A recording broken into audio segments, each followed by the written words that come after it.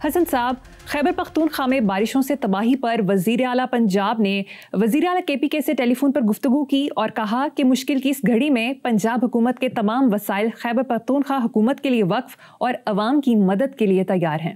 بہت عمدہ، بہت اچھا خبر، تکلیف دہ ہے، اذیت ناک ہے، لیکن یہ مریم نواز کا جو رسپانس ہے، ری ایکشن ہے، یہ بہت ہیلدی ہے، بہت پازیٹیو ہے۔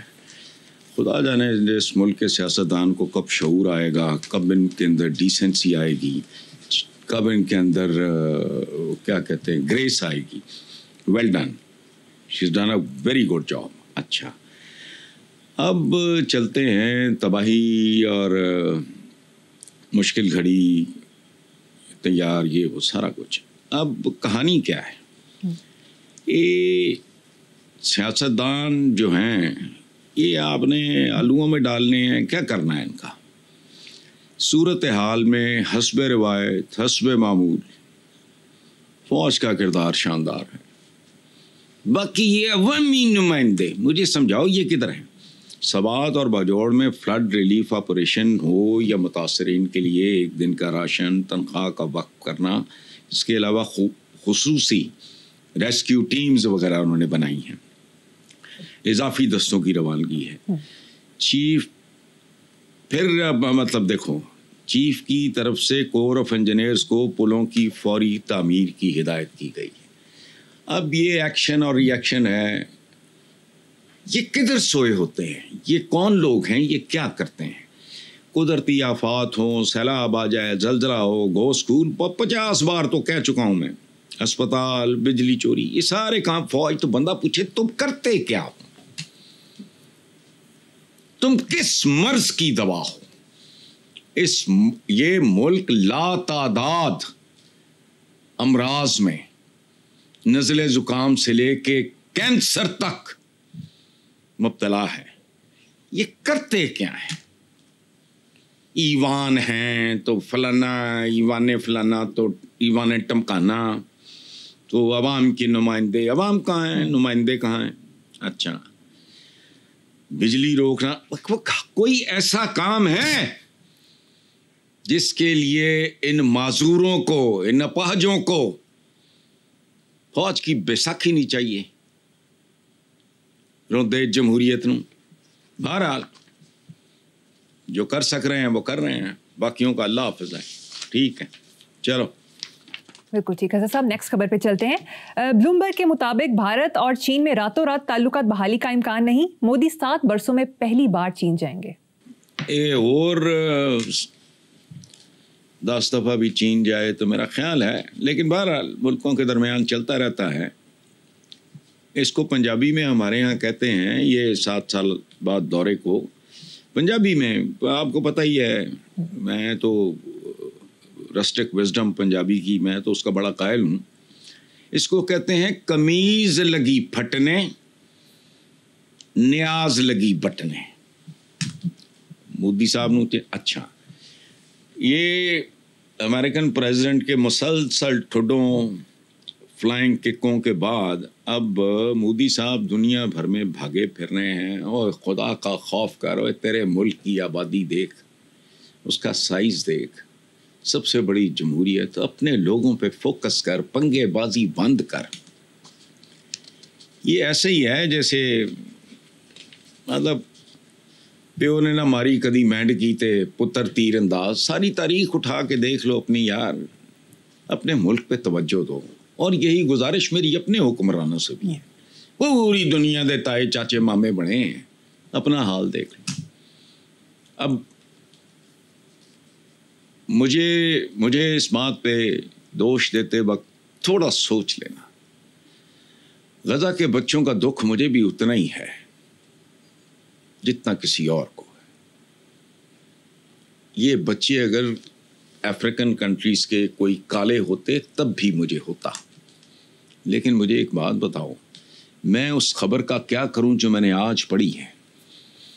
2 معصوم بچے کوڑے کے ڈھیر کے اندر گھس کے پلاسٹک کی بوتلیں نکال رہے تھے، چھوٹے بچے، وہ ڈھیر اوپر آ پڑا، دونوں اس کے نیچے دب کے مر گئے۔ ਠੇਕਾ ਸਾਰੇ ਜਹਾਨ ਦਾ ਹੈ। وہ اپنے ਨੂੰ ਤੇ ਰੋਲ ਲਾਓ ਪਹਿਲੇ।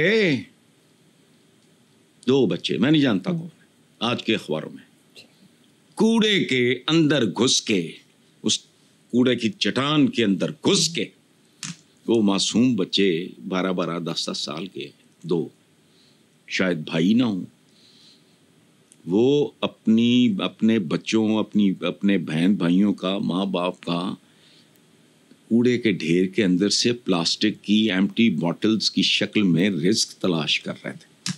اوپر سے وہ آ گرا، وہ دب گئے اور مر گئے۔ ادھر ان کے بیان سنو، تن بدن میں آگ لگ جاتی ہے۔ بہرحال لیکن یہ وہ مودی پاتا نہیں، فوکس کرو ایک جگہ پہ۔ اگر تمہارے عوام خوشحال پرسکون آسودہ نہیں ہیں تو کوئی شرم حیا کرو، ادھر ادھر نہ منہ مارو۔ مودی صاحب تھوڑی تے آبادی میں تے اپنے 25 کروڑ تو کڑنا ہے، تو بعد آ جاؤ اور اپنی خفت مٹانے کے لیے کوئی اور پنگا نہ لینا۔ اس پورے خطے کی فلاح و بہبود کا، بچہ کسی کا ہو، کسی مذہب کا ہو، کسی فرقے کا ہو، بچہ تو بچہ ہے یار۔ ہوش کرو مودی صاحب، آگے چلو۔ یا ہندوستانی جو ووٹ دیتے ہیں ایسے دہشت گرد کو، انتہا پسند، ہمارے دین میں انتہا پسندی سختی سے مسترد کی گئی ہے، جس کی انتہا دیکھو 2 چیزیں مریم، عبادت میں بھی اعتدال اور کھانے میں بھی۔ حکم کیا ہے؟ یہ 2 چیزیں ہیں نا، اپنے رب کو یاد کرنا اور یہ پیٹ بھرنا، اس میں کھانے میں اعتدال، کہ بھوک باقی ہو تو ہاتھ کھینچ لو۔ بہرحال نصیب ہیں اس خطے پورے کے۔ اچھا بالکل درست، آگے ٹھیک ہے حسن صاحب، اگلی خبر بھی بھارت سے ہے۔ بھارتی اپوزیشن لیڈر راہل گاندھی نے نریندر مودی پر بڑے پیمانے پر انتخابی دھاندلی کے الزامات عائد کر دیے ہیں۔ ان کے مطابق بی جے پی نے ووٹ بڑھانے کے لیے جعلی ووٹر شامل کیے۔ الیکشن کمیشن کا رویہ مشکوک ہے، جمہوریت صرف ایک دکھاوا ہے، الیکشن سٹیج ڈرامہ اور نتائج پہلے سے طے کر لیے جاتے ہیں۔ بھائی مبارک ہو، سبحان اللہ، اس خطے کے ایک ایک چپے کو میرا سلام۔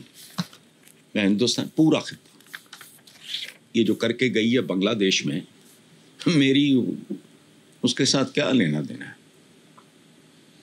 ہندوستان سے ان کا سب سے معتبر آدمی Rahul Gandhi, it's a family, I believe in background, یاد رکھنا میں ڈی این اے میں بلیو کرتا ہوں۔ وہ تو خیر سائنٹیفک بات ہے، وہ تو پاگل بھی کرے گا بلیو۔ ہمارے صوفیہ کا ایک قول ہے، نیچاں دی اشنائی کولوں فیض کسے نہ پایا، کک کرتے انگور چڑھایا ہر گچھا زخمایا۔ یہ نیچوں کی اشنائی ہے، دیکھو اشنائی ہے یہ آپ نے 3-4 جو لفظ بولے ہیں، انتخابی دھاندلی، ووٹ بڑھانے کے لیے جعلی ووٹرز، الیکشن کمیشن کا رویہ مشکوک، جمہوریت صرف ایک دکھاوا۔ تو میں کیا پیٹتا ہوں یہاں جمہوریت ہے؟ کبھی رہی ہے تو بتا دو۔ ان پڑھ رکھے تسی روبوٹ جائے، انہوں نے بیوقوف بنانا آسان ہوتا ہے۔ اچھا، بر صغیر کو میں ہمیں بد دعایا ہوا خطہ، اب سے نہیں کب سے میرا تقیہ کلام ہے۔